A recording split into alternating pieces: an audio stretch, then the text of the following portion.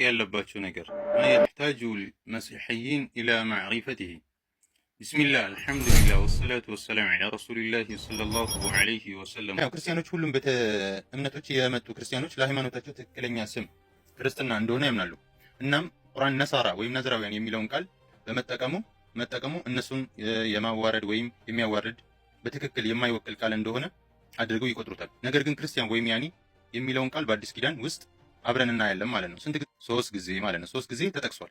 አዲስ ኪዳን መጽሐፍ በምንመረምርበት ጊዜ ያኒ ክርስቲያኒ ወይም ክርስቲያኖች የሚለውን ቃል 3 ጊዜ እናየዋለን።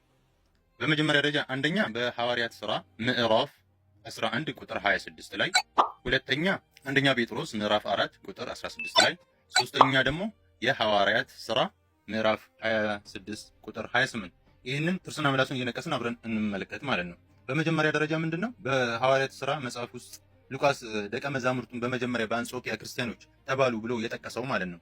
በቁጥር 26 ላይ ባገኘውም ጊዜ ወደ አንጾኪያ አመጣው፣ በቤተ ክርስቲያንም 1 ዓመት ሙሉ ተሰበሰቡ፣ ብዙ ሕዝብንም አስተማሩ፣ ደቀ መዛሙርትም በመጀመሪያ በአንጾኪያ ክርስቲያን ተባሉ ብሎ ይጠቅስልናል ማለት ነው። ይህ ማለት የክርስቶስም ሆነ የክርስቶስ ተከታዮች ክርስቲያን ያኒ እንደሆኑ ሉቃስ በአንጾኪያ ክርስቲያኖች ብሎ የጠራቸው ማን እንደሆነ በግልጽ አልገለጸም። ነገር ግን የአንጾኪያ ሕዝብ እንደነበሩ ተረድቷል። ይህ ቃል ደቀ መዛሙርቱም ሆነ ኢየሱስ ክርስቶስ ተከታዮች ማለት ነው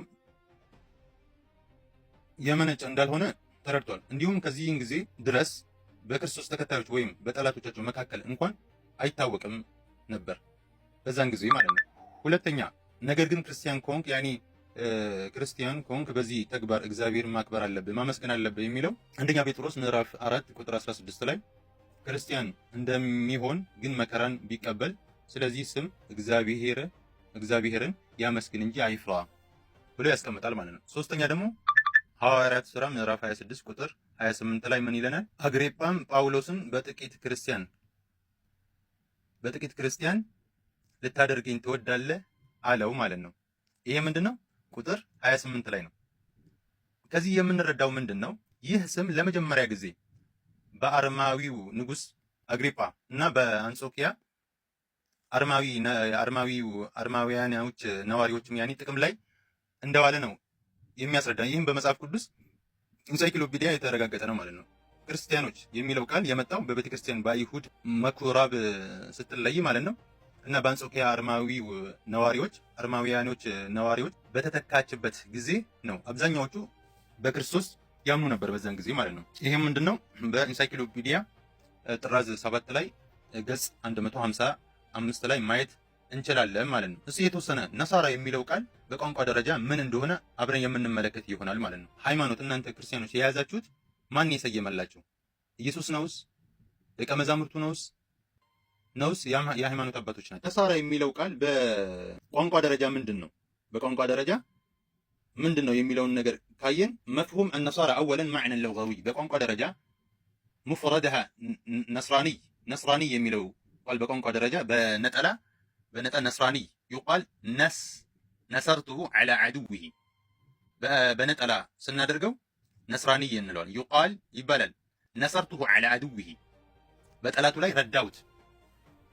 እንዲሁም ደግሞ ወነሰርቱሁ ሚንሁ ነስራን ያኒ በእርሱ ላይ ረዳውት የሚለውን ቋንቋ ፍቺ ይሰጠናል ማለት ነው። ማለትም ደግፌዋለሁ፣ አበረታውት የሚለውንም ቃል ያኒ ትርጉምን የሚወስድ ይሆናል ማለት ነው። ስለዚህ መጽሐፍ ቅዱስ ክርስቲያን የሚለውን እምነት ከየት ነው ክርስቲያኖች ያመጣችሁት?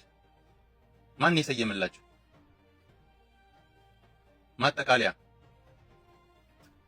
ማጠቃለያ ምንድነው? በመጀመሪያ ጊዜ በአርማውያን ንጉስ አግሪጳ እና በአንጾኪያ ያኒ ነዋሪዎች ያኒ ጥቅም ላይ እንደዋለ ግልጽና ፍንትው አድርጎ ያስረዳናል ማለት ነው። ወሰላሙ አለይኩም ወራህመቱላሂ ወበረካቱሁ።